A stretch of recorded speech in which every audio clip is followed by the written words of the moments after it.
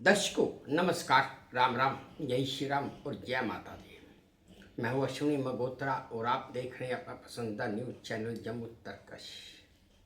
दर्शकों, आज मैं फिर एक नई जानकारी लेकर आया हूँ। जानकारी है ऑनलाइन प्यार। ऑनलाइन प्यार मीन्स कई बार आप अखबारों में भी पढ़ते हैं, टीवी पे भी देखते हैं कि भाई फला आदमी को या फला औरत को या फला महिला को या फला लड़के को फेसबुक, इंस्टाग्राम या और जो सोशल मीडिया ऐप्स हैं उनके ज़रिए प्यार हो गया।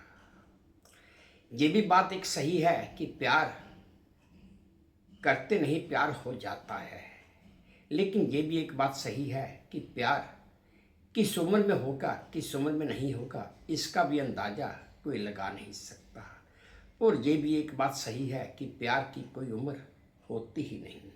कोई भी ये नहीं कह सकता कि इस लड़के की उम्र या इस युवा की उम्र 20, 21, 22, 23, 24, 25 साल है तो अब ये वक्त है कि ये किसी के प्यार में पड़ जाएगा। ऐसा भी नहीं हो सकता।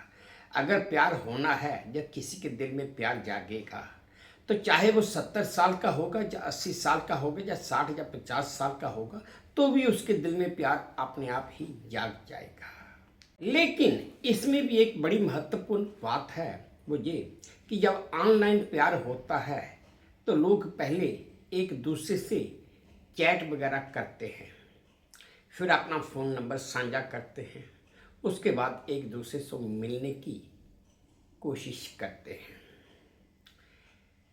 कई बार तो ये प्यार परवान चढ़ जाता है, लेकिन ज़्यादातर अगर देखा जाए तो जो ऑनलाइन प्यार होता है उसमें धोखाधड़ी ज़्यादा होती है। या आप यूँ कह सकते हैं कि आजकल के जो ठग हैं या जो धोखा देने वाले हैं वो धोखा देने के लिए कोई न कोई नया रास्ता निकाल ही लेते हैं और इन रास्तों पर किसी तरह की भी किसी की भी कोई पाबंदी नहीं है। मान लीजिए अगर कोई महिला किसी लड़के के साथ ऑनलाइन प्यार की बातें कर रही है तो ये कोई जुर्म या अपराध भी नहीं है। और इसमें भी सबसे बड़ी महत्वपूर्ण बात यह है कि कोई भी सरकार हो या कोई भी पुलिस डिपार्टमेंट हो वो हर एक के चैट पर पूरी तरह नज़र तो रख ही नहीं सकता और ना ही कोई ऐसा सिस्टम अभी तक बना है कि जिससे ये पता चल जाए कि ये प्यार धोखा है या प्यार करने वाला कोई ठग है या ये प्यार इन दोनों में से किसी महिला या पुरुष इन दोनों में से किसी न किसी एक को बर्बादी की तरफ ले जाएगा। आज की जो जानकारी मेरे पास आई है वो आई है जापान से। धोखाधड़ी का एक ऐसा विचित्र मामला सामने आया है कि जापान में एक 80 वर्षीय वृद्धा औरत किसी के प्यार में पड़ गई। हालांकि हमारी नज़र में 80 वर्ष एक बहुत ज़्यादा उम्र होती है, लेकिन जापान में मैक्सिमम लोगों की उम्र 100 वर्ष क्रॉस हो जाती है। दरअसल जहाँ पर जापान में हुआ ऐसा कि एक शख्स ने एक 80 वर्षीय महिला को उसके साथ पहले दोस्ती की, प्यार मोहब्बत की बातें की और फिर उस औरत से उसने लाखों रुपए की ठगी भी कर ली। दरअसल जापान में एक शहर पड़ता है होकाइडो, जहाँ की एक 80 वर्षीय महिला जुलाई 2025 में एक शख्स से इंटरनेट मीडिया के माध्यम से मिली और उस व्यक्ति ने उस महिला को अपने आप को अंतरिक्ष यात्री के रूप में पेश किया। कुछ दिन बातचीत चलती रही। वो महिला भी अकेली रहती थी, उसका कोई साथी था नहीं और वो महिला बातों बातों में उसके प्यार के शिकंजे में आ ही गई। और फिर धीरे धीरे उस महिला को उस अंतरिक्ष यात्री से प्यार हो ही गया और प्यार इंटरनेट पर ही इतना परवान चढ़ा कि वो महिला आंखें मूंद कर उस व्यक्ति पर भरोसा भी करने लग गई। और फिर इस नकली अंतरिक्ष यात्री ने उस महिला से कहा कि वह इस समय एक अंतरिक्ष यान में है और उसे ऑक्सीजन की ज़रूरत है, और उसने अपनी महिला मित्र जिसके साथ उसका नया नया प्यार परवान चढ़ा था उससे पैसे ट्रांसफ़र करने का अनुरोध किया। और आप यकीन मानेंगे दर्शकों कि वो महिला 80 वर्षीय महिला उस आदमी के प्यार में इतनी पागल थी कि उसने मान भी लिया और उसने उसके अकाउंट में पैसे ट्रांसफ़र कर भी दिए। पैसे भी कोई कम अमाउंट नहीं था।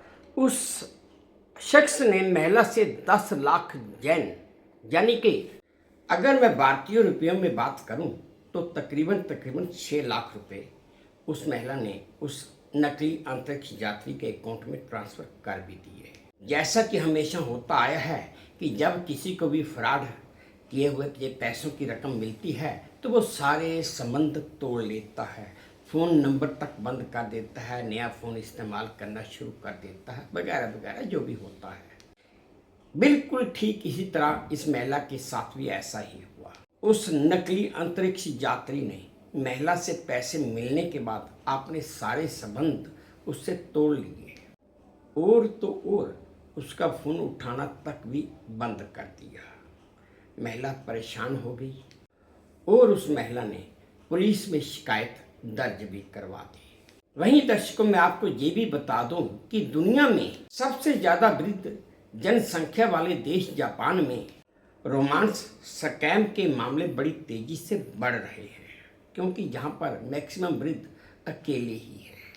खैर पुलिस ने मामला तो दर्ज कर लिया, पुलिस अपनी जांच तो कर ही रही है, वहीं दूसरी तरफ पुलिस ने लोगों से सतर्क रहने की अपील भी की है। अब ये मामला वहाँ की पुलिस के हाथ में है और पुलिस अपनी जांच कर रही है। देखना तो ये है कि पुलिस कब तक इस ठग के पास पहुँचती है और कब इसको अरेस्ट गिरफ्तार करती है। देखा दर्शकों कि ऑनलाइन प्यार का नतीजा क्या होता है। ऑनलाइन प्यार का नतीजा आप भी जानते हैं, मैं भी जानता हूँ, आपने टीवी पर भी देखा है, मैंने भी देखा, अखबारों में भी पढ़ते हैं कि ऑनलाइन प्यार का नतीजा सिर्फ एक तरफा बर्बादी ही होता है।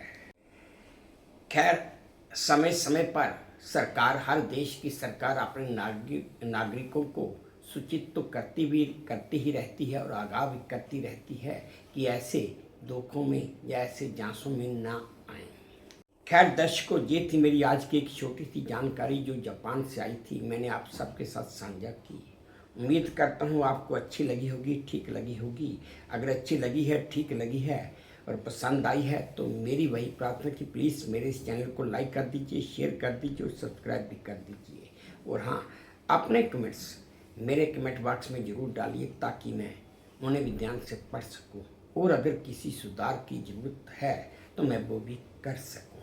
बस अब इसी उम्मीद के साथ मैं आप सबसे विदा लेता हूं कि आप अपना भी ध्यान रखेंगे, अपने देश का भी ध्यान रखेंगे। जय भारत और धन्यवाद।